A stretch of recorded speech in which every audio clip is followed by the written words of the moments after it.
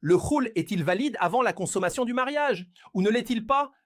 Et s'il est valide, la moitié de la dot est-elle due ou bien la dot entière est-elle annulée? Ici, il y a un accord entre les 4 écoles juridiques sur le fait que le khul est valide avant la consommation du mariage, tout comme il l'est après. C'est-à-dire, par exemple, si un homme a conclu un contrat de mariage avec une femme et qu'avant la consommation du mariage, elle souhaite obtenir le khul, ce khul est valide selon l'accord des 4 écoles. Mais les juristes divergèrent sur la question de savoir s'il divorçait de sa femme avant de consommer le mariage, la dot serait payée, ou si la dot entière serait confisquée. Ils divergèrent sur cette question avec 2 opinions. Les avis chaféites et hanbalites disent que la séparation qui vient du mari, comme le khul avant la consommation du mariage, nécessite la moitié du montant spécifié. C'est-à-dire que la femme a droit à la moitié de la dot convenue. Car Allah, le Très-Haut, a dit « Et si vous divorcez d'avec elle avant de les avoir touchées, alors que vous leur avez fixé une dot, la moitié de ce que vous avez fixé leur est dû. » Et ils ont dit que cela s'applique à tout ce dont le mari a l'initiative,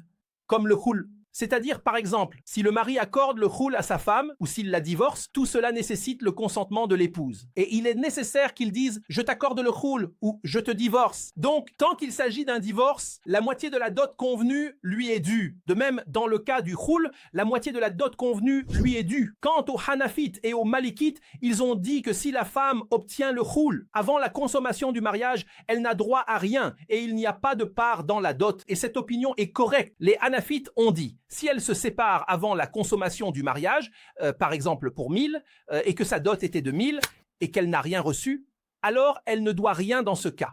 Pourquoi? Ils ont dit parce que l'intention de l'époux est de se libérer totalement de la dot, et cela a été réalisé, donc elle ne lui doit rien de plus. C'est-à-dire, supposons qu'il lui ait fixé une dot, par exemple, de 100 000. Alors, s'il y a eu un khul ou un divorce avant la consommation du mariage, normalement, la moitié de la dot lui serait due, c'est-à-dire qu'elle aurait droit à 50 000. Mais maintenant, si c'est elle qui a demandé le khul, alors, elle doit lui rendre tout ce qu'il lui a donné. Donc, si elle a reçu la totalité de la dot, elle lui rend simplement les 1000, rien de plus. 500 en contrepartie du khul et 500 en contrepartie du divorce avant la consommation du mariage.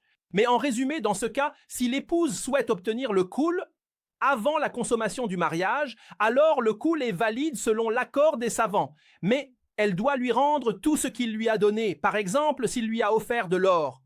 Une dot, la moitié de la dot, tout ce qu'il lui a donné, elle doit le rendre à qui? Au mari, que ce soit avant ou après la consommation du mariage. Et Dieu le Très-Haut est le plus savant.